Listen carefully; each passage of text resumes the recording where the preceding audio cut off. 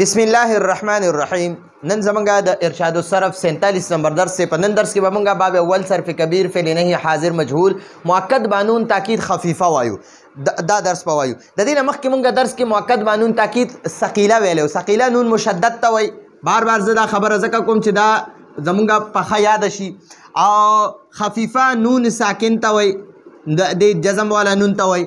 دا نون ثقيله چره دا د سور لسوانو صيغو سره لګي نون خفيفه اتو صيغو سره لګي دا نون خفيفه د تثنیه ټولو صيغو سره نه لګي ټیک شو دې سره نه لګي او د جمع مؤنث صيغه سره نه لګي جمع مؤنث صيغو سره نون خفيفه نه لګي نو د تثنیه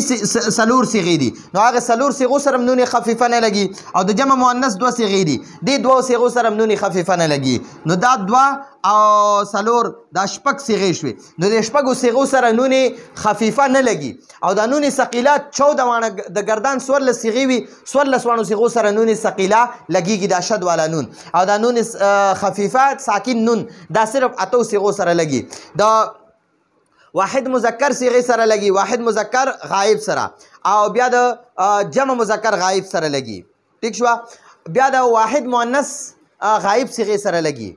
بیا د واحد مذکر حاضر صيغه سره لګي د جمع مذکر حاضر صيغه سره لګي واحد مؤنث حاضر صيغه سره لګي شپږ شوي او ومه ور سره شو د واحد متکلم صيغه سره لګي او د جمع متکلم صيغه سره لګي نو دغه اتو صيغو سره نون خفيفه لګيږي او شپږو صيغو سره د تثنیه سلور صيغه او د جمع مؤنث دوه صيغه د صيغو سره نون خفيفه نه لګيږي نو نن به موږ نون خفيفه د نه حاضر مجهول صيغو سره لګو نو واحد مذکر نه حاضر مجهول صيغه د لا تضرب معنی راته یو سړی دی اون واخلی شي ته یو سړی دی اون واخلی شي د لا تضربن او لا تضربن د دې دوانو صيغو یو شان معنی را لا تضربن نون ثقيله ور سره استعمال کا لا تضربن دې سره نون ثقيله استعمال کا د لا تضربن چې کومه معنی ده د لا تضربن معنی ده ته یو سړی دی هرگز نه واخلی شي عمدقه معنی د لا تضربن د نون خفيفه مم دا معنی ده معنی د دوانو یو شان ده لا تضربن او لا تضربن د دوانو یو شان معنی ده او لا تضربن دا ټولي صيغو سره لګي دا نون ثقيله او لا تضربن کې دا نون خفيفه صرف د واحد مذکر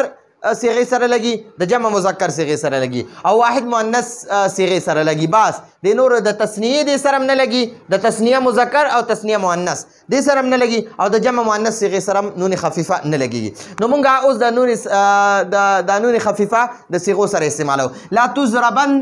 تضرب معنی را ته یو سړی دی اون واخلی شي او لا تضربن نون خفيفه ور سره اخره کې لګوم خو نون ثقيله او نون خفيفه دواړه د دې دواړو نه چې مخکې حرف باندې جزم وي هغه زبر کیږي نو لا تضربن معنی شو ته یو سړی دی هرگز نه واخلی شي بیا د تثنیه صيغه سره نون خفيفه نه لګي نون خفيفه د تثنیه صيغه سره نه لګي الله تضربو دي لا تضربو معنی د تاسو ټول سړی دی اون واخلی شي زه دې سره نون ثقيله یا نون خفيفه لګوم نو بیا به د نون ثقيله نون خفيفه دا واو الف ختمي نو دا بشي لا